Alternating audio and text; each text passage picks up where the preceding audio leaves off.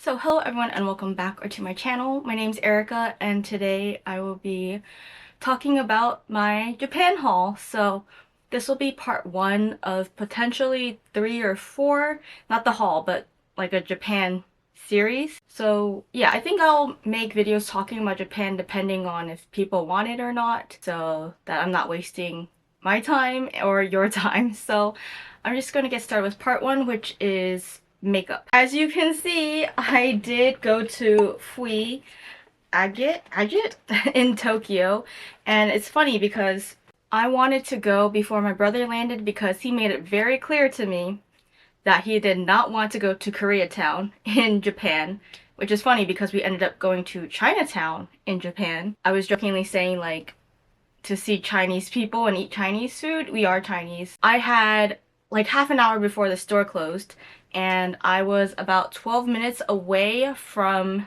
the store, so I would have 18 minutes to shop, but I took the wrong train. So I took the train that shot past Shin Okubo, which is the Koreatown station, and then I had to take a train to go back. So I took a rapid and then had to take another one back.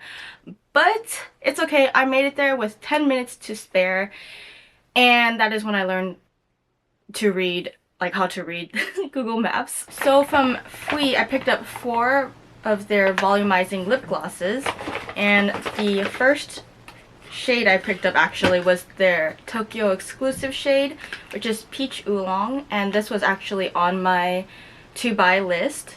So right now we're at like 100% of matching the to buy list. But anyways, I wanted all 3 of the Tokyo exclusive shades, but I only got 1 because the other 2 didn't match my skin tone, or I just didn't like them enough to get them. During the Ulta sale, these would have been $8.50, but in Japan these were a little bit more than $10, which is fine because I got to swatch them and that's what I wanted. I didn't want to get a shade that I didn't like, and that's kind of what happened in Japan. Like, I swatched shades I thought I would like, but my computer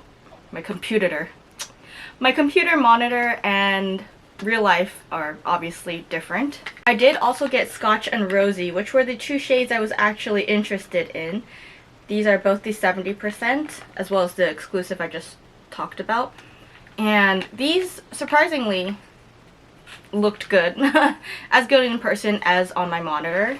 And the last shade I picked up was actually Taro, so I thought that this looked better than the exclusive shades and some of the other Fwee shades I swatched. I didn't swatch the lightest colors because I just knew that they wouldn't show up on my lips. My lips are a little bit more pigmented, or more on the pigmented side, and I knew that something that was more milky would not look good on my lips, so I picked up Taro, which I forgot what color it looks like. I guess we'll see in the future. I didn't check the expiration dates on this like a dum-dum, but I don't think they have them on the packaging. They did in Korea, but not in Japan. The next thing I bought was the Opera My Lash mascara. At least I think this is Opera. If it's not, well, that sucks. I heard Judy talking about this and how it's like one of her favorite mascaras, so I decided to get it as well to try it out because I couldn't find the mascara that I wanted, which was the Clio mascaras, and I believe it's called Kill Lash. So I still have 2, but one of them's open, so by next year I'm not going to have it anymore. So this is something I wanted to try. I'm probably going to try this before I open my last Kill Lash, because just in case this doesn't work, I'll still have a replacement. And then I picked up 3 of these Canmake Creamy Touch eyeliners, and right now I only have 2 eyeliners, but now I'm going to have 5. But I'm about to use up 1, so I got a replacement. So I have the shades Dark Brown, Darjeeling Pink, and Cappuccino Pink. Yeah. Well, I guess I forgot about this, but apparently Cappuccino Pink was very popular last year, and it was so popular that it sold out, which is interesting because when I went there was plenty. So I think a different shade was actually sold out, but I got these 3 from, it was some kind of drugstore next to Universal Studios Japan, or USJ. I'm excited to try these out. I'm just going to be using these for my wing liners, which is what I just do out here. And because I have monolids, I don't usually bother drawing the eyeliner all the way in because you can't even see it anyways. From the same store, I finally found the Kose Make Keep Mist. This was actually pretty late in the trip, but this is the setting spray I wanted to get so that I wouldn't have to use up a fun point in my beauty bank. For those of you who don't know, I only have one setting spray right now, and it's been 3 years since I had it, so it's starting to turn yellow. So I got this just in case my setting spray stops working. And my husband did say that something on me smelled like tartar sauce today. So I'm wondering if it's that, because I sprayed on perfume that definitely does not smell like tartar sauce. Maybe it's this? It smells like chemicals to me, like almost like a cleaner. Okay, I forgot to talk about these earlier, but I got these from the same place as the Opera mascara, which was Loft. And I found these Laka lip glosses and they're very shiny. So these are the Maxi Glayer tint. I feel like these perform more like a lip gloss, which is what I prefer. So I got the shades Chase and Peak, and these both were not on my to buy list.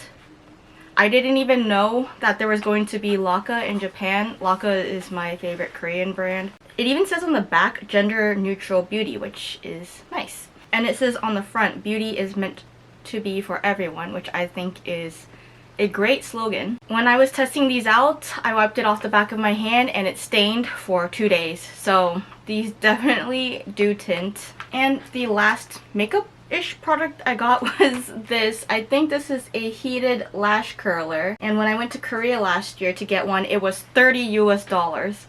So I said no. But in Japan, this was about $10, so I said yes. It's different than the heated lash curler from Korea. That one was like one where you clamp it, and this one is more of a wand.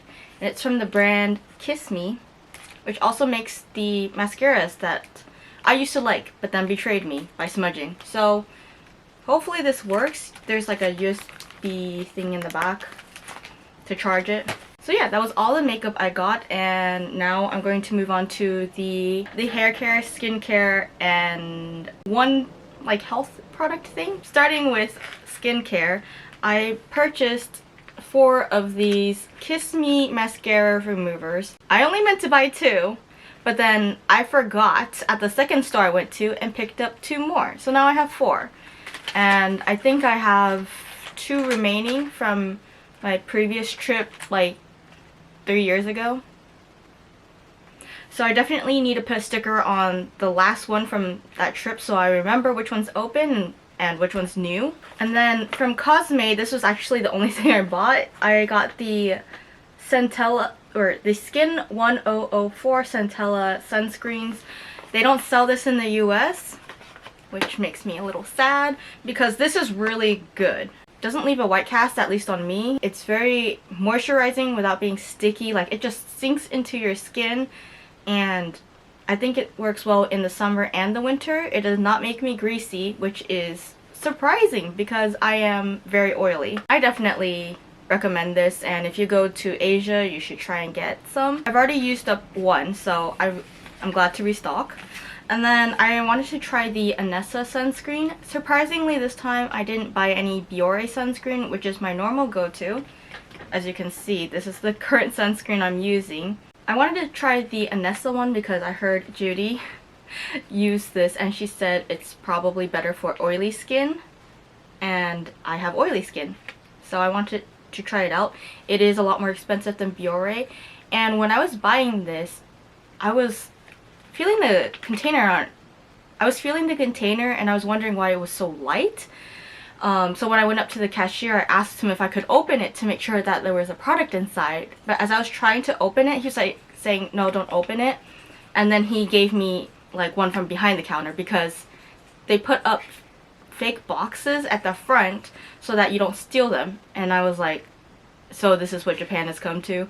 But I mean, I get it. I know there's a lot of shitty tourists.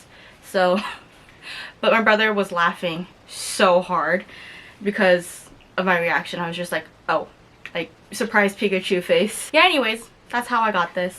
And I think this cost around $20, but it was like 2,700 yen, and right now the yen is like $1 to 160 something yen.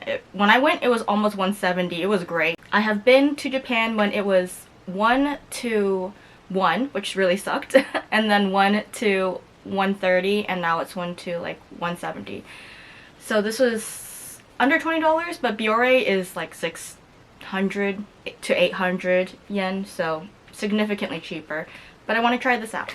So now we're moving on to hair care, and I did find Unove while I was in Japan, and I decided to get their refills.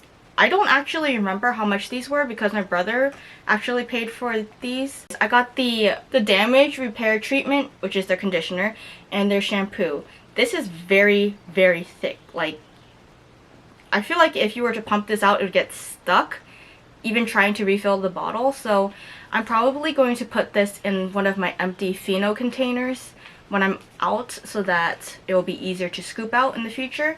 And this one is way more liquidy. And I think this is 400 grams, and then this is also 400 grams. I forgot how much is in a bottle, but I think it's between 200 to 300. So this should refill the containers at least 1.5 times, if not 2. And I know Unove is now sold at Sephora, and I would recommend it if you can get it, but it is so expensive. Like, I think these 2 containers, they were probably less than $20 each, like US dollars. And at Sephora right now they're selling for $20 to $30, which is expensive. I also picked up the hair oil, and this is the Silk Oil Essence. Right now I'm using the Olaplex one, and it's going so slow because I'm only using 1 drop for my entire head, because any more than that and my hair gets greasy. So I'm going to try this one, but I bought a lot of hair oils on this trip, so I may give some away. I'm giving away at least 1. Speaking of Fino and hair oil, I got this 2-pack, the hair oil for Fino and the hair mask.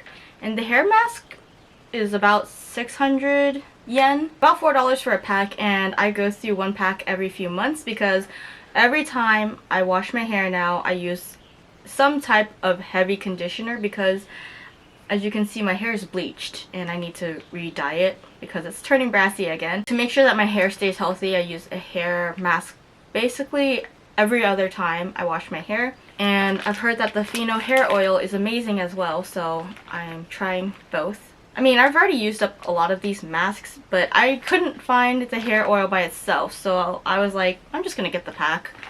I'm definitely going to use the hair mask or give it away anyways. And the last set of shampoo and conditioner I got was from Honey. If you remember in my low buy video, I think it was 2 low buy videos ago, I said that my husband went to Japan and he brought back some Honey refills, but he didn't find the bottles. So I went to get the bottles, and now that I'm thinking about it, I think I got the wrong kind. So I got the Honey Moist Hair Repair, but I think he got the damaged one because I remember that pack being orange, and this is definitely pink. But it's okay because I mostly wanted it for the containers so I can refill them in the future.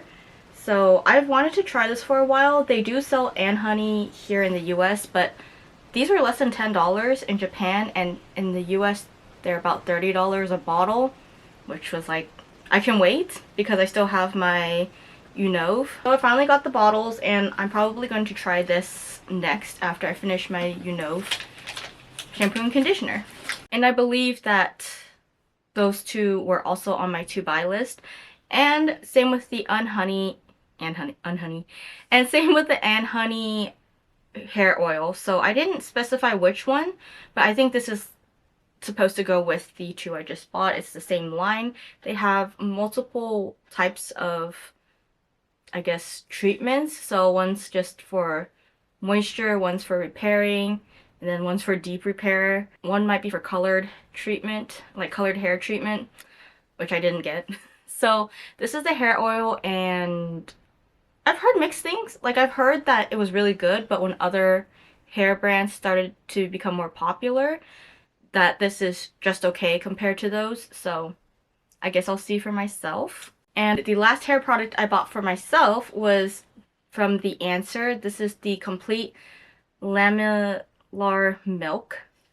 So I think you're supposed to use this as a heat protectant. I have one from Taste that I'm slowly working through because my hair dries so fast now.